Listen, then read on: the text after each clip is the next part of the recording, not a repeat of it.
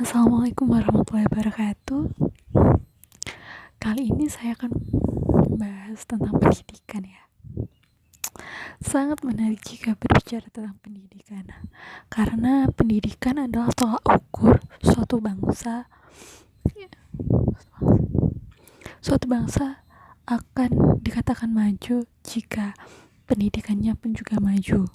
Jika pendidikannya tidak maju, maka suatu bangsa itu dikatakan tidak maju pula. Seperti itu. Seberapa penting sih pendidikan? Pendidikan sangatlah penting.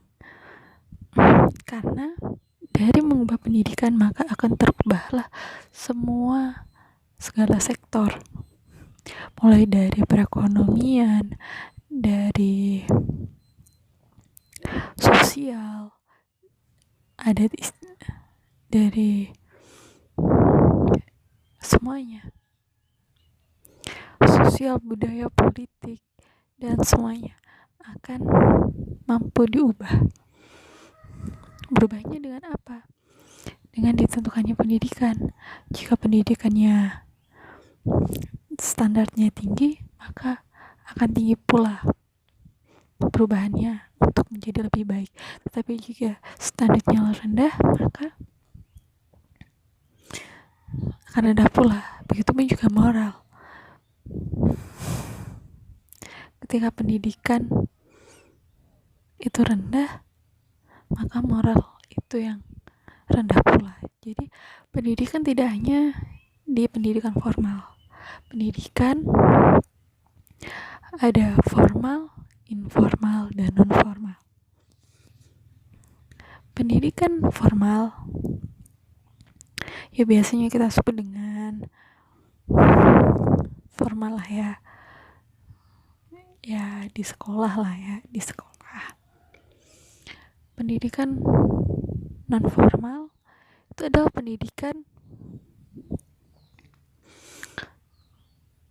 pendidikan di lembaga-lembaga lain selain sekolah, seperti pesantren, seperti organisasi-organisasi, seperti ekstrakurikuler dan yang lainnya. Dan terus ada juga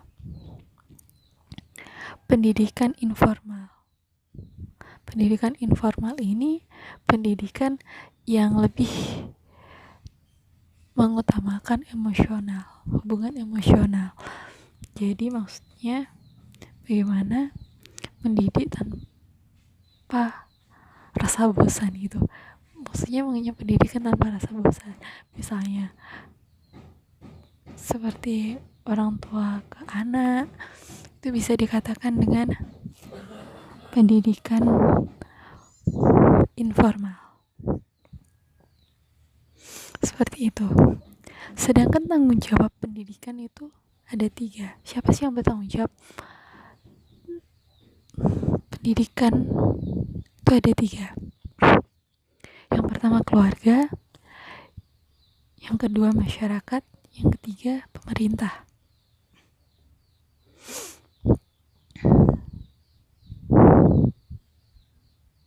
Sebenarnya 3 ini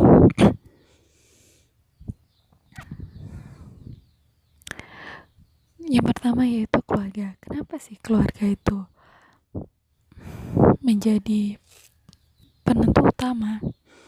Karena ketika anak baru dilahirkan, maka pendidikan yang pertama adalah keluarga. Dan keluarga juga menjadi pilar perlindungan bagi seorang anak. Dan dari keluarga juga seorang anak itu tercipta karakternya, seperti itu. Yang kedua yaitu masyarakat. Tidak hanya keluarga yang mempengaruhi karakter seorang anak, pendidikan dari masyarakat sekitar pun juga mempengaruhi karakter seorang anak. Setelah itu yakni pemerintah. Ketika keluarga mendukung, masyarakat mendukung, namun ketika pemerintahnya tidak hadir, maka pendidikan pun juga kurang. Seperti itu. Jadi pemerintah juga berperan penting dalam pendidikan. Yang bahaya itu ketika keluarga sudah disfungsional, masyarakatnya itu abai, dan pemerintahnya tidak hadir, maka kacau balau sudah pendidikan itu.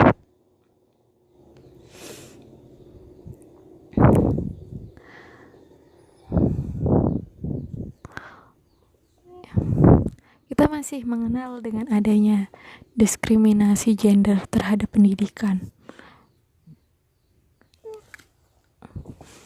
Nggak sedikit dari mereka-mereka yang masih berpikiran kuno, atau berpikiran kolot, atau berpikiran nggak maju, itu perempuan itu ada penjatuhan terhadap perempuan. Seperti, ngapain sih harus berpendidikan? Toh ujung-ujungnya ke dapur juga. Ngapain sih harus sekolah tinggi-tinggi? Ujung-ujungnya juga jadi ibu rumah tangga. Maka di sini saya pun juga akan meluruskan bahwa pendidikan itu penting, tidak memandang gender, tidak memandang laki-laki atau perempuan. Karena meskipun perempuan berpendidikan tinggi terus menjadi ibu rumah tangga, hanya menjadi ibu rumah tangga, tidak ada salahnya. Menjadi ibu rumah tangga atau perempuan karir itu adalah pilihan. Ataupun menjadi dua-duanya itu juga pilihan.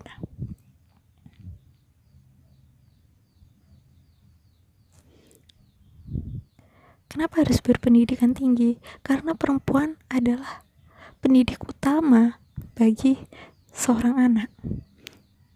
Jadi ketika seorang ibu, pastinya perempuan ya, seorang ibu,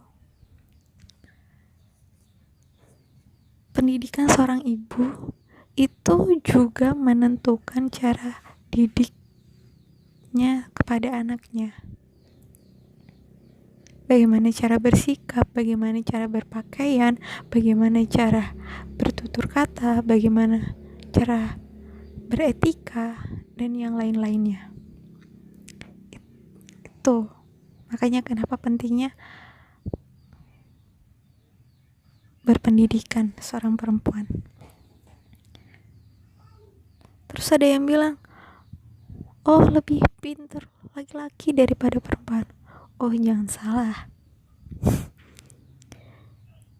laki-laki dan perempuan itu memiliki kesempatan yang sama, tinggal mau atau tidak mereka itu untuk berjalan beriringan, meraih apa yang mereka inginkan bersama-sama. Gak ada yang lebih pintar, gak ada yang lebih bodoh. Laki-laki dan perempuan itu memiliki potensi yang berbeda untuk saling melengkapi. Jadi gak ada yang dikatakan perempuan harus di belakang, selalu menjadi nomor 2, tidak.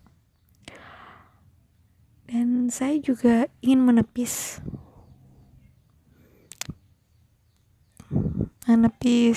perkataan yang seperti ini.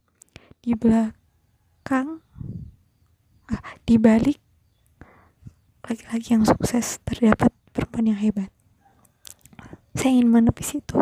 Saya akan menggantinya dengan, di samping laki-laki yang sukses ada perempuan yang mau mendampinginya. Ada perempuan hebat yang mendampinginya, seperti itu. Jadi perempuan bukan lagi berada di belakangnya, tapi berada di sampingnya. karena laki-laki dan perempuan sejajar, setara, tidak ada yang saling mendahului, tidak ada yang saling membelakangi, seperti itu. Begitupun di pendidikan, tidak ada yang paling pintar, tidak ada yang paling bodoh, tidak ada yang lebih pandai, tidak ada yang lebih tidak pandai. Yang ada hanya siapa yang mau berproses, baik laki-laki maupun perempuan. Jadi hilangkan mindset bahwa ngapain aku berpendidikan kalau ujung-ujungnya berada di menjadi ibu rumah tangga. Hello, menjadi ibu rumah tangga itu juga perlu pendidikan loh ya. Kita perlu ilmu kesehatan, kita harus pandai mengatur keuangan, kita harus memiliki ilmu memasak, kita harus memiliki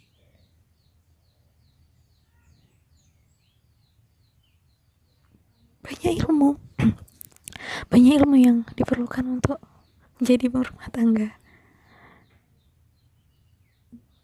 Jadi gak ada yang sia-sia ketika perempuan berpendidikan tinggi, walaupun nanti nanti menjadi ibu rumah tangga. Menjadi ibu rumah tangga itu adalah kodrat, sedangkan berkarir adalah pilihan.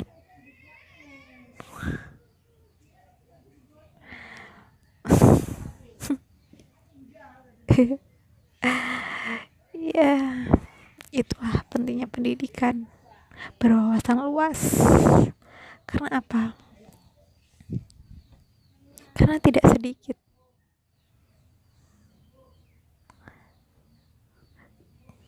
laki-laki yang ingin bertukar pendapat dengan perempuan. Suami ingin bertukar pendapat dengan istrinya. Agar tidak begitu juga perempuan ingin bertukar pendapat dengan suaminya. Jadi gak hanya sendiri-sendiri,